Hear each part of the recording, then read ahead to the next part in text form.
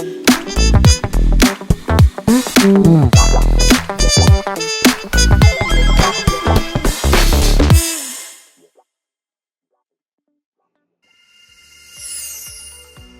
valued investors, welcome to Market Insight BRI Manajemen Investasi. In this session, we'll explore the latest market updates and uncover emerging trends to help you make informed investment decisions. United States Zone. The results of the Fed's December meeting will be released this week. The Fed chairman has indicated plans to cut interest rates only twice in 2025, totaling 50 basis points.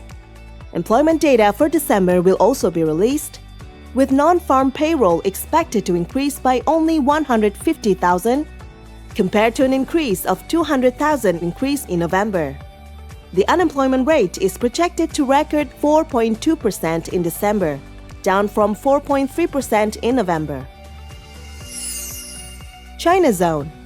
The Caixin Manufacturing PMI for December recorded 50.5 compared to 51.5 in November, remains in expansionary phase. Indonesia Zone. The manufacturing PMI for December recorded 51.2, an increase from 49.6 in November, entering the expansionary phase. The inflation rate for December increased by 1.57% year-on-year and 0.44% month-on-month, compared to 1.55% year-on-year and an increase of 0.3% month-on-month in November. Foreign exchange reserve for December will be released.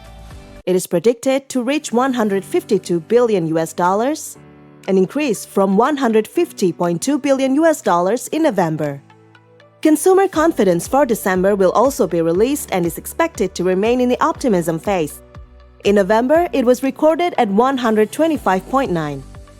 Retail sales data for November will be released this week and may have increased by 1.7% year-on-year, compared to an increase of 1.9% year-on-year in October. Market view. Jakarta Composite Index increased by 1.82% week-on-week to 7,164.43.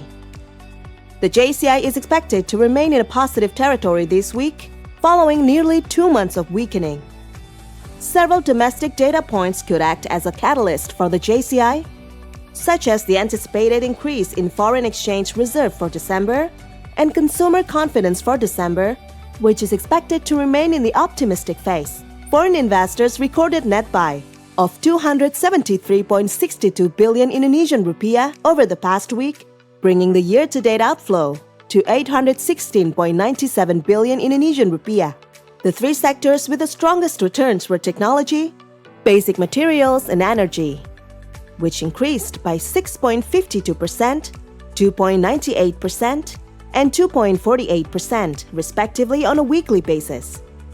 On January 3, 2025, the yield on the 5-year benchmark government bond FR0104 flattened at 6.97%, while the yield on the 10-year benchmark FR0103 flattened at 6.98%.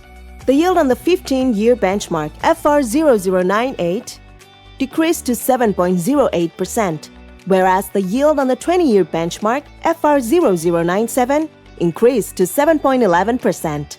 The yield on the 10-year Indon bond Indon 34 flattened at 5.41%, while the 10-year U.S. Treasury yield also flattened to 4.60% compared to their levels on December 27, 2024, which were 4.41% and 4.63% respectively. Indonesia's risk premium, reflected by the 5-year CDS, climbed to 78.11 basis points. Meanwhile, the rupiah has appreciated by 0.24% week-on-week to 16,197 Indonesian rupiah. As of January 2, 2025, foreign ownership in the government bond market was recorded at 876.44 trillion Indonesian rupiah, 14.51% of the total outstanding, flattening from its level on December 31, 2024, which stood at 876.64 trillion Indonesian rupiah, 14.52% of the total outstanding. The Fed is expected to cut interest rates twice totaling 50 basis points in 2025, lowering the benchmark interest rate by a total of 100 basis points year-to-date.